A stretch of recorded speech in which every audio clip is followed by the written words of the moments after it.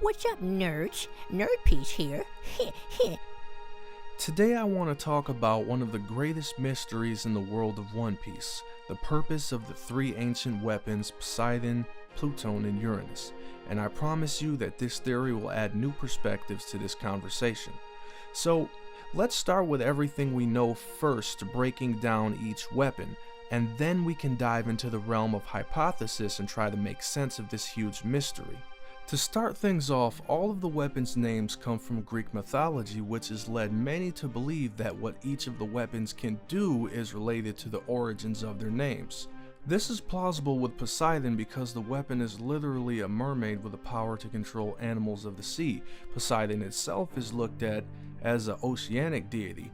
How closely related the two are is probably our first clue on how the rest of the weapons might work. Perhaps the most interesting thing about Shirahoshi's power is that others with the ability to hear the voice of all things can hear the large sea kings talking as well, but they can't command them. This has been seen with Luffy and Roger. It makes sense and kind of makes you wonder if the voice of all things is some kind of advanced ability like Conqueror's Haki. And this is a little off topic, but Momonosuke's power appeared to have a similar ability to command large creatures when he commanded Zunisha to attack Jack.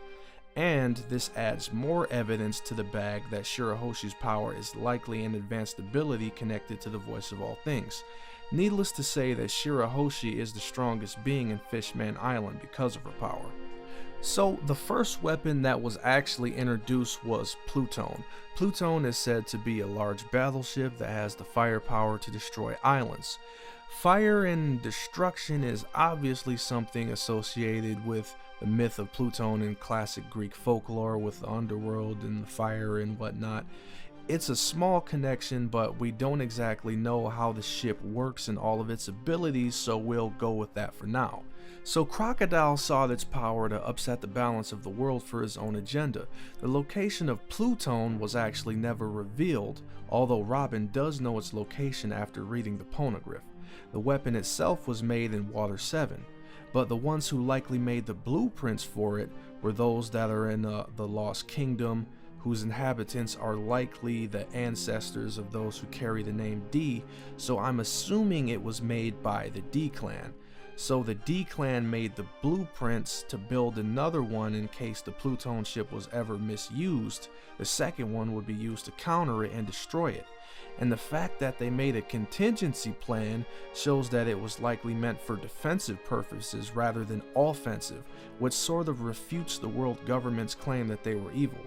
And Dr. Clover of Ohara broke that one down pretty good. Because Frankie destroyed the blueprints, there's no physical copy to build a Pluton anymore, but we can assume that Frankie, being a genius shipwright, has got it memorized. So Uranus is the biggest mystery of the three ancient weapons. The only solid facts we have about it is its name and the fact that it existed. So we're about to dive into some major deep waters of theory.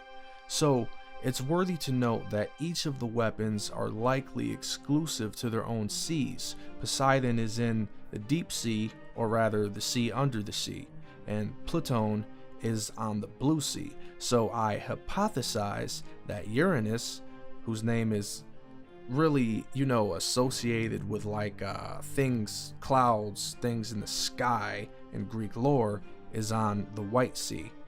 So the most logical way of thinking about it is that the inhabitants of each level of the Earth in the One Piece world had their own weapon of great destruction. So under the sea, on the sea, and above the sea. I believe that the Moon Dwellers actually created Uranus. We know that the Skypians have elemental control devices called dials, and we've seen how those dials can be used to control weather with Usopp's creation of the Klimatact for Nami. So it's possible that Uranus is actually a giant elemental or weather manipulation dial. based on what's been presented in One Piece thus far, I think that this is the most plausible identity for the weapon. As for its location, I'm about to go on a major limb. So I have 3 theories, and these are all pure speculation. So if you remember, the Roger Pirates actually found the location of one weapon, and Shiki wanted to join forces with them because of that, but they decided not to do that, and that's why, the Ed War happened and whatnot. And my second theory is that Dragon has it.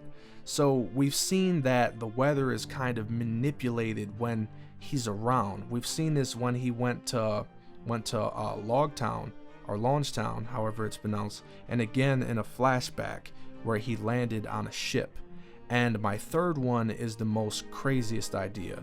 So the third one is that Nami herself is actually the weapon Uranus. And I know these are all crazy, but they're possible.